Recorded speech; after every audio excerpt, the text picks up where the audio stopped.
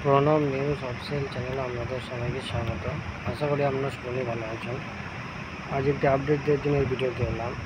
তো আপডেটটি হচ্ছে, যেটা জানা যাচ্ছে মোটামুটি যে এসএলএসটি 26,000 যেটা ছাড়টি বাতিল হয়েছে, তো সেই বাতিলের রিভিউ পিটিশন হয়েছে ঠিকই, কিন্তু সরকার তথা কমিশন কিন্তু পরীক্ষা নেওয়ার ব্যাপারে আগ্রহী। তো যা শোনা যাচ্ছে যে 31শে মের মধ্যেই নাকি নোটিফিকেশান আসবে এবং মোটামুটি সেপ্টেম্বর নাগাদ পরীক্ষা হবে।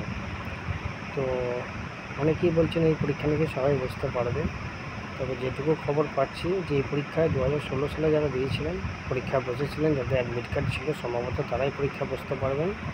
নতুনরা এই পরীক্ষা বসতে পারবেন না, এটাই মোটামুটি খবর। তবে আর একটা খবর যেটা উঠে আসছে সেটা হচ্ছে নতুন এবং পুরনোদের ডিসেম্বর নাগাদ নাকি আবার একটা পরীক্ষা হতে চলেছে, অর্থাৎ 2025-এ নাকি দুটো পরীক্ষা হতে চলেছে। তবে কতটা সত্য সেটা এখনই বলা যাচ্ছে না, নোটিফিকেশানটা আসুক।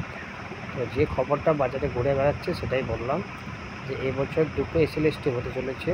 একটা হচ্ছে 2016 সালের 2016 সালের এসএলএসটি, অর্থাৎ 26,000, যেটা ক্যান্সেল হয়েছে। তার জন্য একটা এসএলএসটি, যেটা 31শে মের মধ্যে নোটিফিকেশান আসবে এবং সেপ্টেম্বর মাস নাগাদ পরীক্ষা হবে। এবং আরেকটা নতুন পরীক্ষা হবে, যেটা হচ্ছে ডিসেম্বর মাস নাগাদ। সেখানে পুরনো এবং নতুন সবাই পরীক্ষা বসতে পারবে। সেটা হচ্ছে ফ্রেশ, যারা এতদিন পরীক্ষা দিতে পারেনি তাদের জন্য। সম্ভবত 2025-এ নাকি দুটো পরীক্ষা হতে চলেছে, এটা মোটামুটি খবর। তবে কি হয় সেটা দেখা যাক, আপনারা লক্ষ্য রাখুন কি হয়। 31শে মের মধ্যে একটা নোটিফিকেশান আসছে, এটা মোটামুটি খবর।